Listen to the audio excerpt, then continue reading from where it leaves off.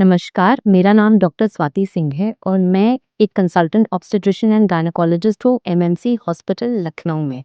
आज हम बात करेंगे हिस्टेरेक्टमी के बारे में। बेसिकली हिस्टेरेक्टमी यानी ऑपरेशन द्वारा बच्चेदानी को निकालने को कहते हैं।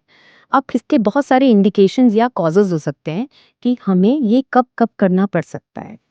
सबसे कॉमन कॉजेज जो होते हैं वो होते हैं बच्चेदानी में गांठ यानी रसौली होना, जिसको हम फाइब्रॉइड बोलते हैं, एंडोमेट्रायोसिस का होना, अडीनोमायोसिस का होना, पेशेंट की बच्चेदानी नीचे से खिसक के आ जाती है जिसको हम यूट्राइन प्रोलैप्स बोलते हैं।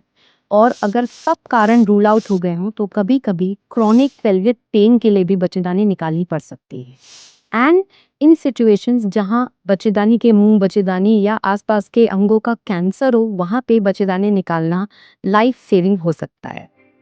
अब ये बहुत तरीके से की जाती है। सबसे कॉमन 2-3 तरीके होते हैं जिससे हम बच्चेदानी निकालते हैं। सबसे पहला होता है एब्डोमिनल हिस्टेरेक्टमी यानी पेट में चीरा लगा के बच्चेदानी को निकालना।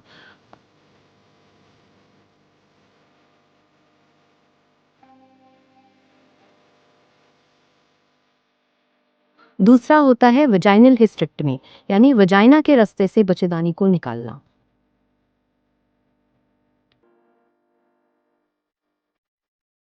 और तीसरा होता है दूरबीन या फिर रोबोटिक असिस्टेड हिस्टेरेक्टमी, जिसमें हम पेट में दूरबीन डाल के 2-3 छोटे-छोटे छेद करके बच्चेदानी को उससे निकालते हैं।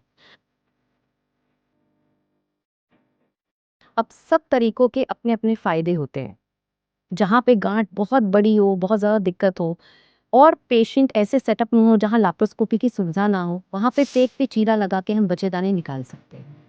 जहाँ पे सिचुएशन ऐसी हो कि बच्चेदानी नीचे के रास्ते से पूरी खिसक के बाहर आ गई हो, वहाँ पे वजाइनल हिस्टेरेक्टमी करना ज़्यादा बेनिफिशियल यानी फ़ायदेमंद होता है।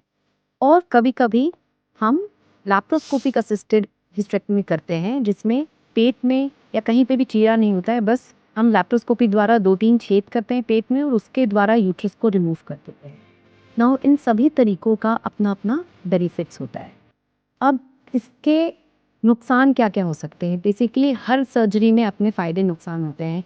पेशेंट को इन्फेक्शन का रिस्क होना, ब्लीडिंग होना, ये सारे कॉमन साइड इफ़ेक्ट्स हैं जो हो सकते हैं, जो कि प्रायर एंटीबायोटिक और मेडिसिन्स के द्वारा कंट्रोल में किए जा सकते हैं।